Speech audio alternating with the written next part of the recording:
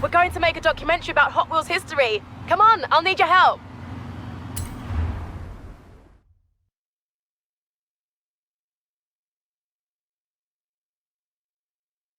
Sir, haven't figured it out yet, have you? Get in!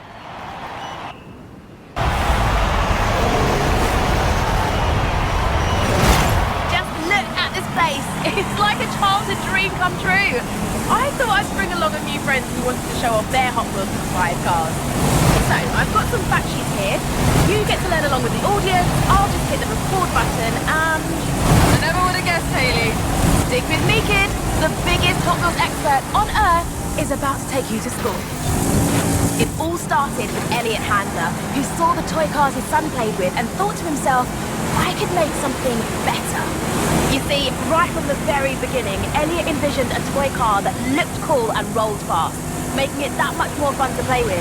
At the time, there was nothing out there like that.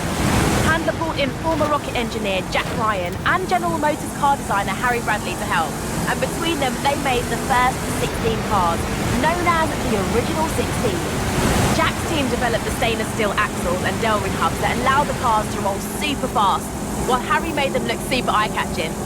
Harry and Jack's contributions became the pillars of Hot Wheels, performance and design. The first car off the production line was a custom Camaro, a lot like the one you're driving right now. Ah, I see what you did there. Yeah!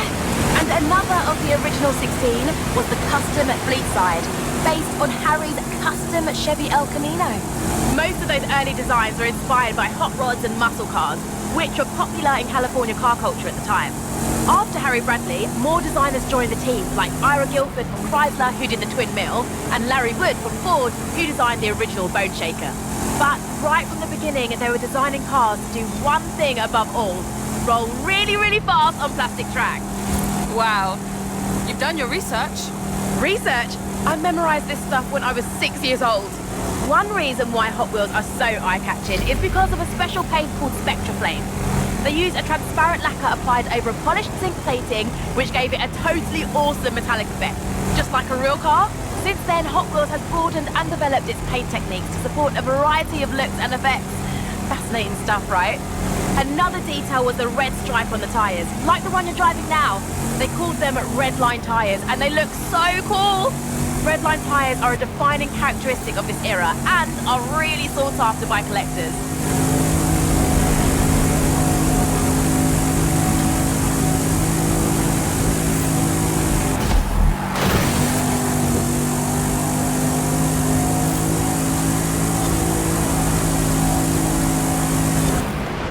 Nice drive. Here, take the Nash Custom 1957, winner of the Legends Tour 2019. Thanks, Hayley. Let's do this again soon.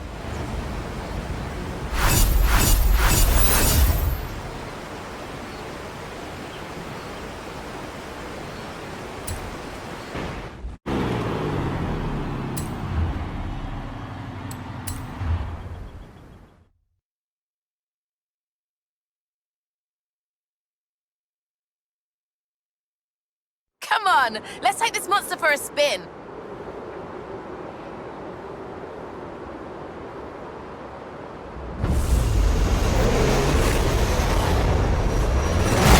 Careful! Technically, that's more than 1,400 brake horsepower you've got there.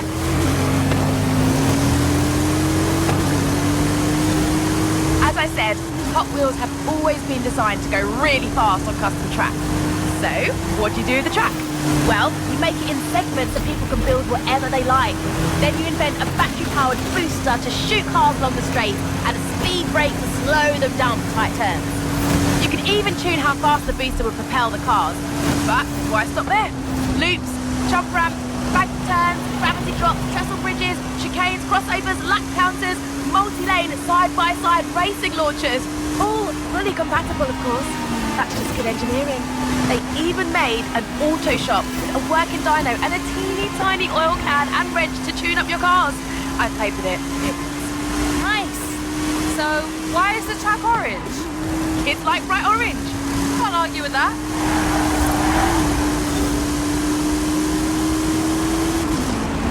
As you know, nothing is more exciting than seeing cars racing side by side.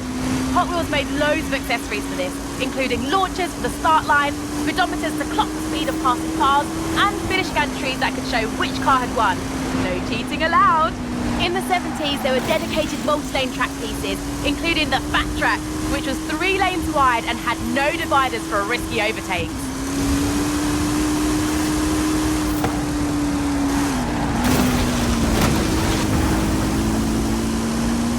Nowadays, there's even more fun stuff to play with. You've got figure eights, multi-story garages, rubber band kickers, and even giant sharks and dinosaurs that chomp on the track. Why else do you think we got a giant dragon right here at the park?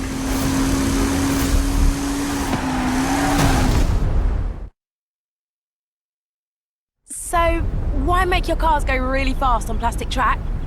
I give up. Why? So they go further when they jump off the end, of course. Come on, let's go. This is gonna be epic. I'm riding along with you for this bit.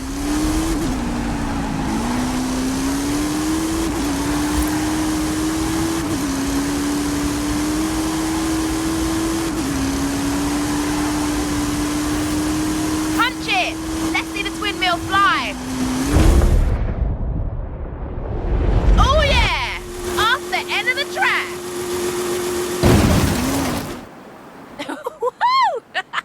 Oh yeah! All the thrill seekers at the Academy will be talking about that one.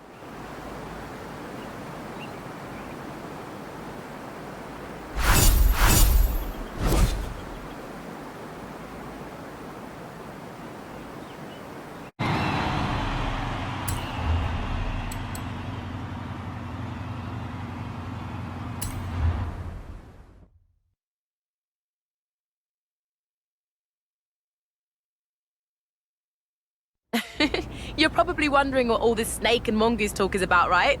You take the yellow car, I'll take the blue. I'll explain along the way.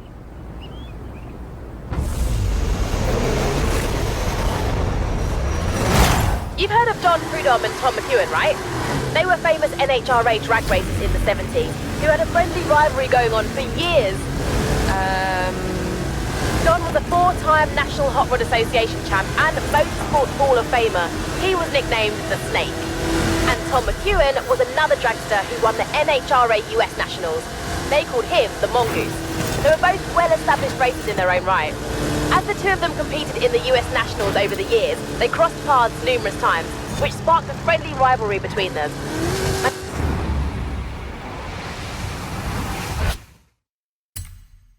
Mattel proposed to make a series of toys based on the rivalry between the Snake and the Mongoose. The Hot Wheels sponsorship led to all kinds of drag-themed stuff.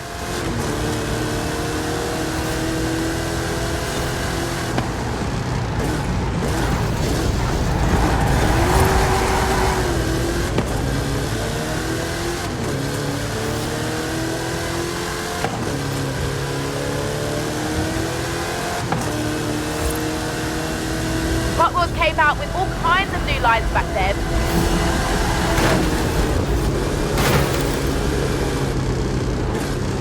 You had sets like the Rod Runner and the Big Belter, which launched cars with rubber bands.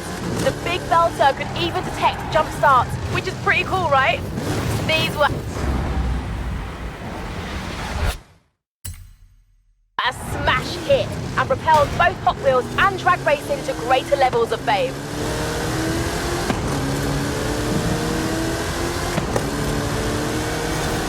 Heavyweights were designed to go faster on gravity drops, and Sizzlers had little battery-powered motors so you didn't need a launcher.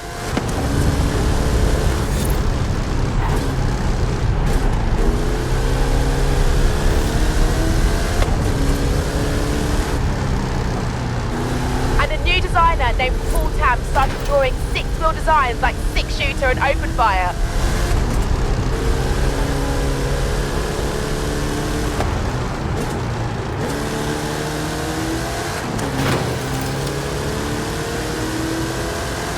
Hot Wheels didn't stop there. There were loads of other innovations like tampo-printed patterns on the cars, which no one else was doing.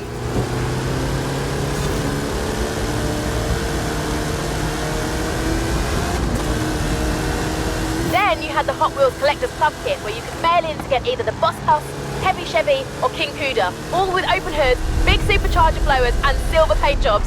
Oh, so cool. Wish I'd been around back then.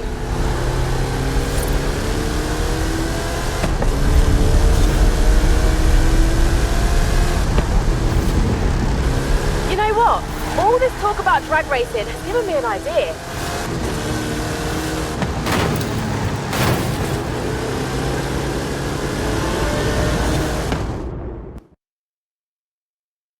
The cars in the original Snake vs. Mongoose set were powered by rubber bands.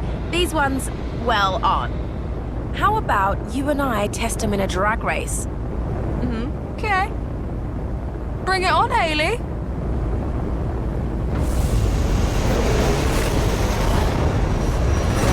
Time to see if that Snake has a bite.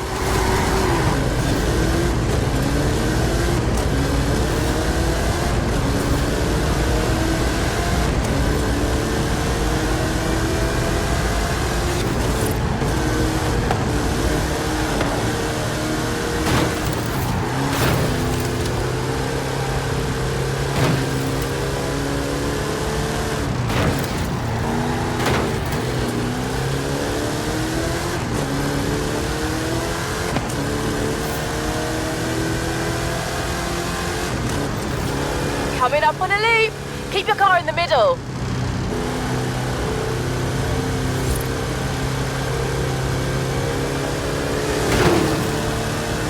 Keep your foot down. Let me worry about the physics.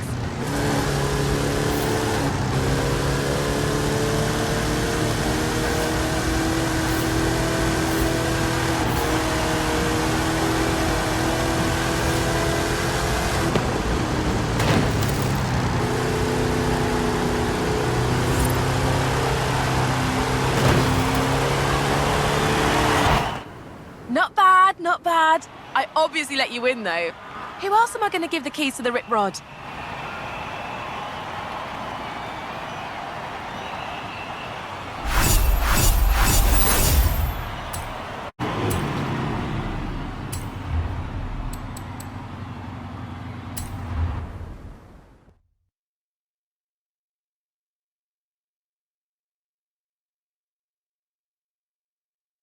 Hey, you'll be doing all the driving for this one.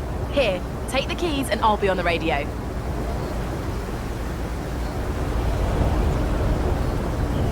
Fair warning, I've got loads to tell you, but I promise it'll be worth it.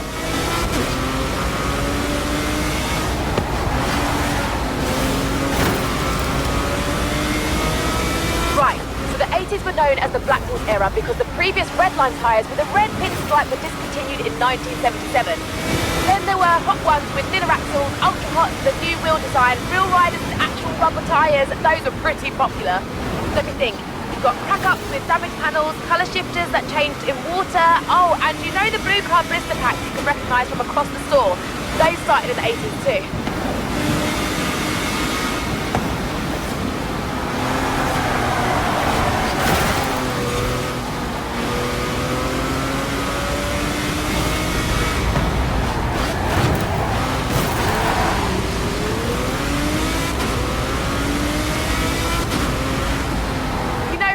Keep your blue cards, you can mail them in and redeem them for bonus cars. I didn't know that. Cool, well, now you know that.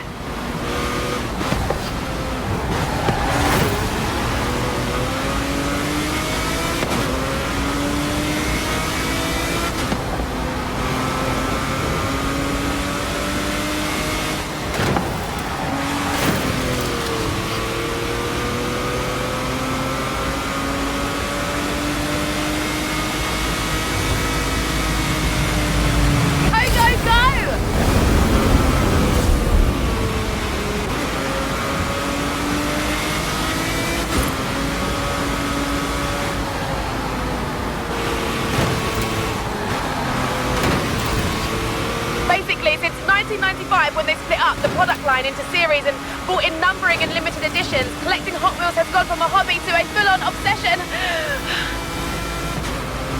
You okay? Yeah, I'm good. I'm good.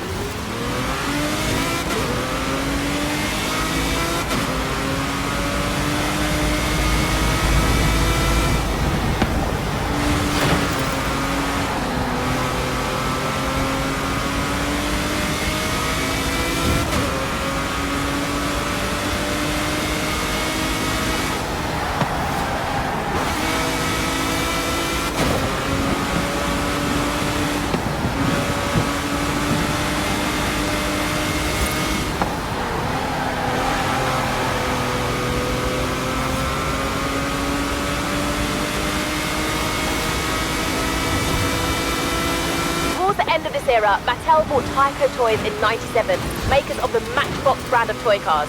This brought all the miniature toy cars under one big roof.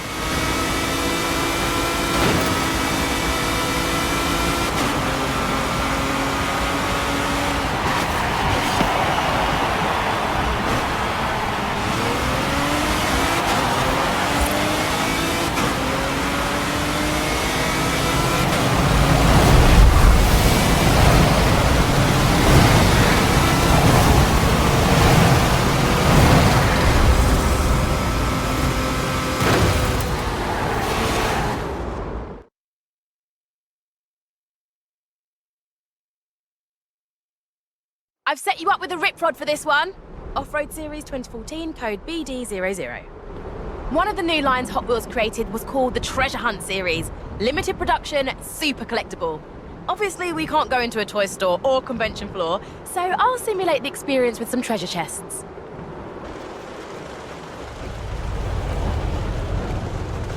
Go find that treasure! Collect them all!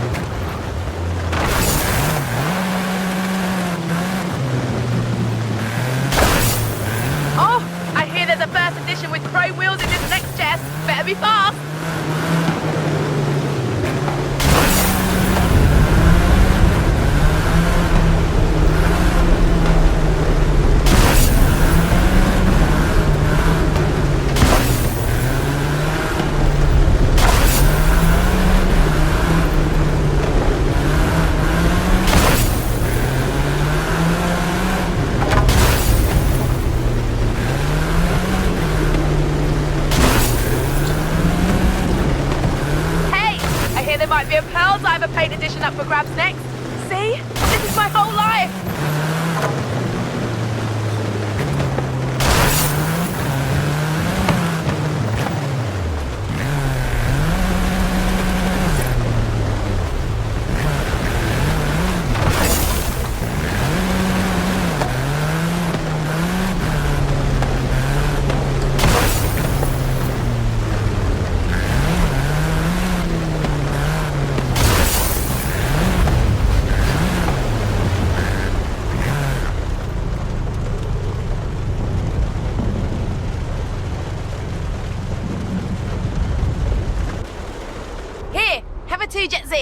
Now you know what it's like to be a proper Hot Wheels collector. Exhausting, right? Worth it, though.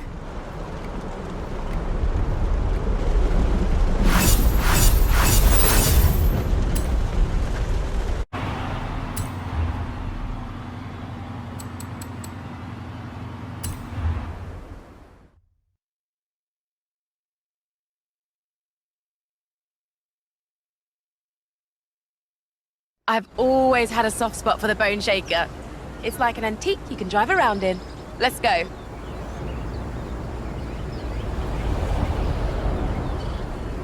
Oh, did I tell you about the Hot Wheels 50th anniversary back in 2018? No, but I have a feeling you're about to. They did a sweet black and gold series with matching livery and a whole collection of other 50th anniversary inspired cars throughout the line.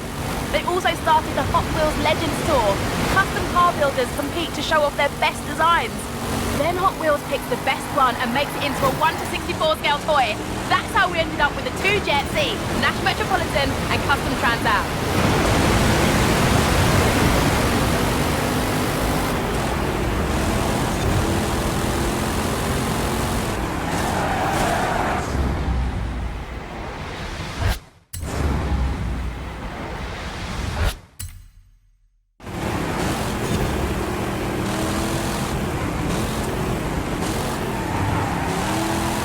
Sometimes opposite happens, where a toy car gets scaled up into a real one. Hot Wheels have made more than 20 full-scale cars and used them to break 3 world records with actual corkscrew jumps and double loops. It's wild.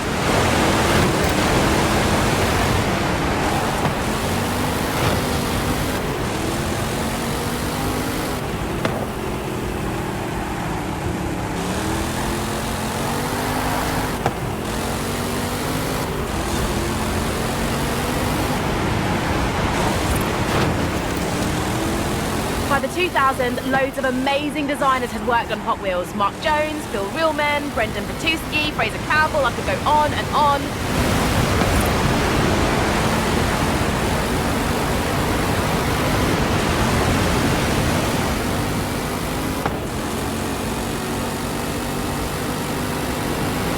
Between them, they made loads of creative casting designs. There were lines like the Toon, Hard Nose, Cruise, Fatbacks, Torpedoes, and the Drop Top series, and the Realistic series, if that was your jam.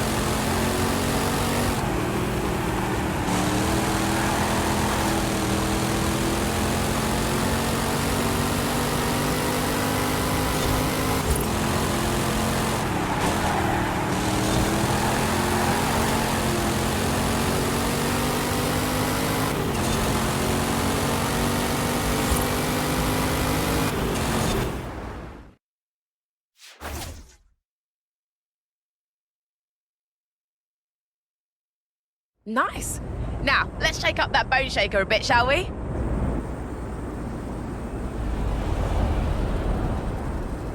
I know we're 50 miles above Mexico, but a little Baja expertise won't go astray. The Baja Bone Shaker is a modern take on the classic Bone Shaker design.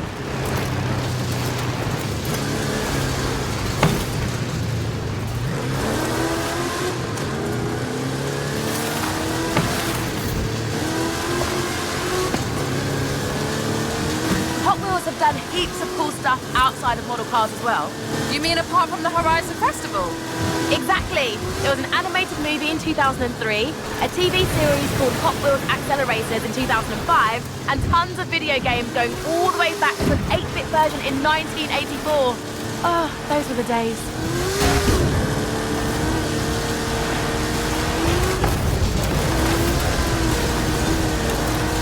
And get this. Back in 2014, they hooked up with the University of Southern California to develop speedometry, an educational curriculum to teach kids science and maths. Seriously? I know.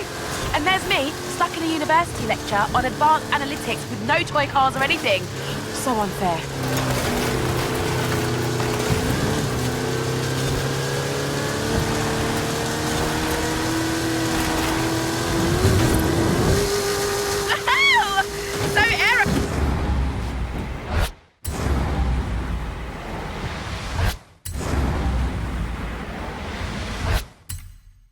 Dynamic!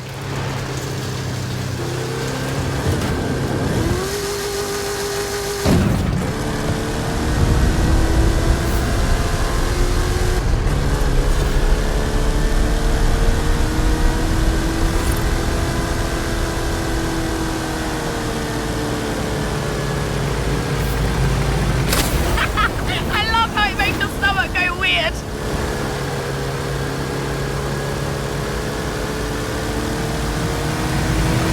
I'll get a spatula to peel you off the seat. Since it all began, there's been 20,000 different designs, and at least 8 billion cars have been made. Impressive, right?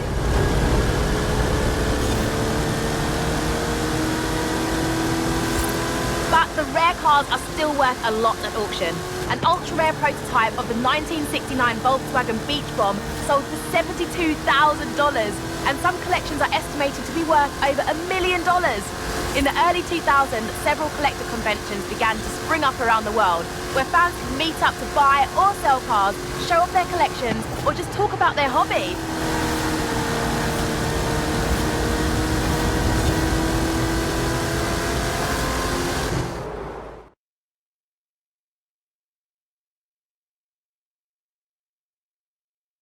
Nice! Now the Baja Bone Shaker's ground clearance is pretty good, but... Monster Truck Bone Shaker! Amazing, right? Climb in and let's do this!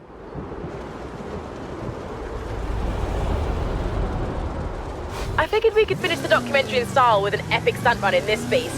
Don't ask how we got it up here.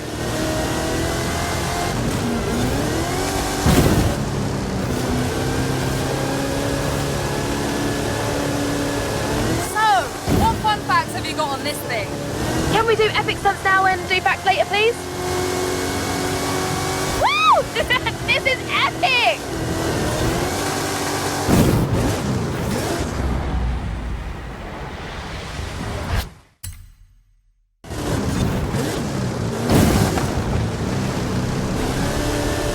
Okay, fine. In 2018, Hot Wheels launched its Hot Wheels Monster Trucks toy line, and an exciting live event came a year later. This line has both amazing original designs and monster truck versions of classics like the Bone Shaker and Twin Mill.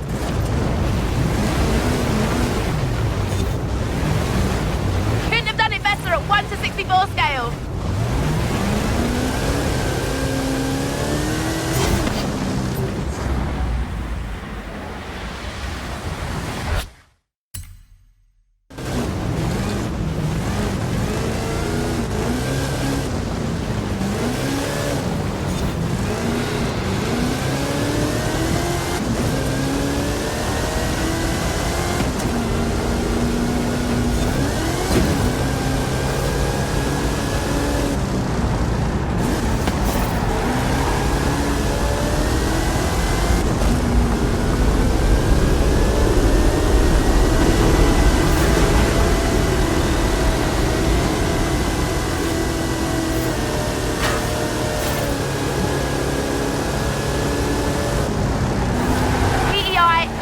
Chassis, 540 cubic inch Chevrolet engine, 66 inch Terra tyres. It's a beast!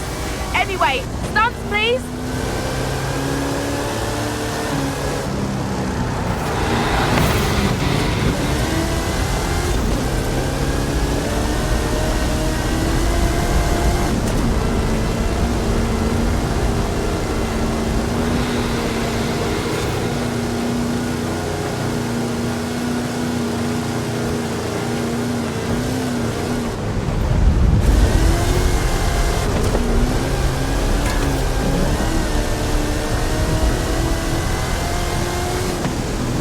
Very nice! We'll make a Hot Wheels Pro of you yet.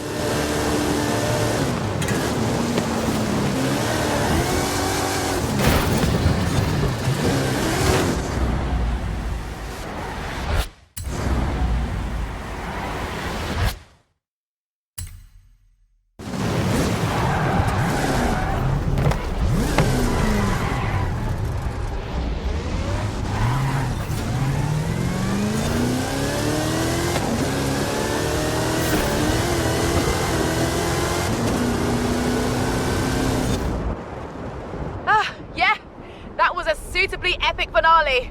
Thanks. Here, have a Mustang.